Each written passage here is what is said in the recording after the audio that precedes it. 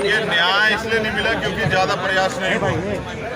जो आदमी यहाँ अपनी जिम्मेदारी अदा करके चला गया। हम लोग जिस दिन से ये आंदोलन, जिस दिन से ये घटना हुई थी, हमारे लोग उस दिन से यहाँ हैं, लगातार वो आंदोलन भी करते हैं। प्रशासन के लोग झूठे भरोसे दिलाते हैं कि मैं खुद आया वहाँ देखने के लिए कि क्या क्या सहा गया। तो जो क्रूरता, जो नाइंसाफी यहाँ हुई है, शायद ही उत्तर प्रदेश में कहीं हुई। और इस जिले में ये 5-6 घटनाएं जो है मेरी संज्ञान में लाई। एक चांद पट्टी का मामला है, यहाँ का एक मुडर का मामला है, एक गोधरा का मामला है।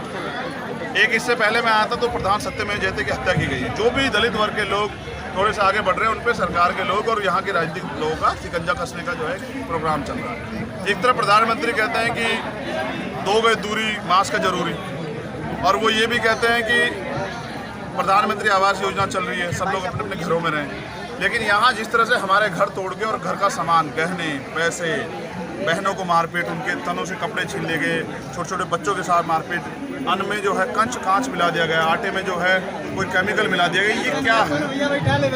और ये भी बताया गया है कि कुछ लोगों को तो ये समझ के मारपीट छोड़ दिया गया तो उनकी जान चली गई। ये जो पूरा सिस्टम है, इससे पता लगता है कि प्रशासन के लोगों ने जानबूझ के षड्यंत्र के थ्रू इस परिवार के साथ एक क्रूरता की है।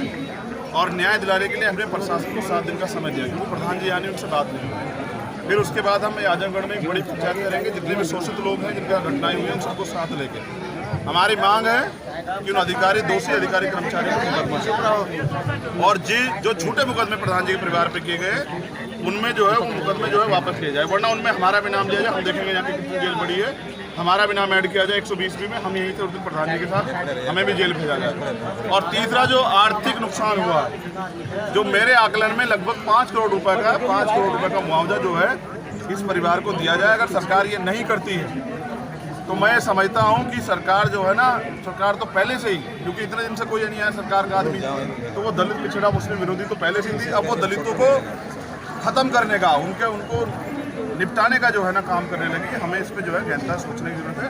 तो हमारी पंचायत जो है 7 दिन के बाद हम लोग उसको पीसी कर कॉल करेंगे। मैं खुद रहूँगा उस पंचायत में और लाखों लोग जुटेंगे। पंचायत तब तक चलेगी जब तक हमारी मांगे पूरी। लेकिन ये जो यहाँ हुआ है दुर्भाग्यपूर्ण है।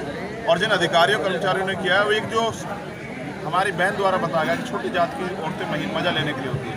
सर, सत्ता के लोग कह रहे हैं, अधिकारी को ये कहना चाहता हूँ कि ये चंद्रशेखर छोटी जात का जो बेटा है, ये भी आपके सामने है। इससे भी कभी मजा लीजिए, कभी आइए, मजा देंगे आपको। कैसे मजा दिया था, हमारे जूते बहुत हो, कभी आइए।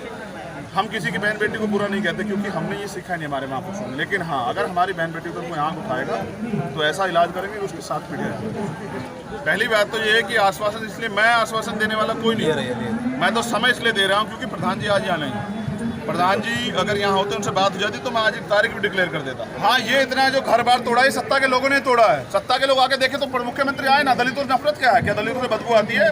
अपने कार्यालय पे तो साबुन से निलवा के जो है बिठवाते हैं। यहाँ आके देखे तो सही, क्या सहा इस परिवार ने। और उन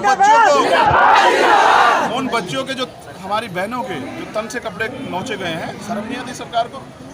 ये बेटी बचाओ बेटी पढ़ाओ की बात करने वाले, एंटी रोमिस कोड की बात करने वाले, ये पंचायत अध्यक्ष के चुनाव में देखा, ब्लॉक प्रमुख के चुनाव में किस तरह बहन बेटों चीरण होता। और यहाँ देखिए पलिया में हमने जो सुना, हमारा अंदर तक जहन का आप गया। सरकार जाती लंबे समय तक सही नहीं जाती। जब सबका बांध टूटता है तो सैलाब आता है, और यहाँ बहुजनों का सैलाब आएगा, सरकार को पता लगेगा।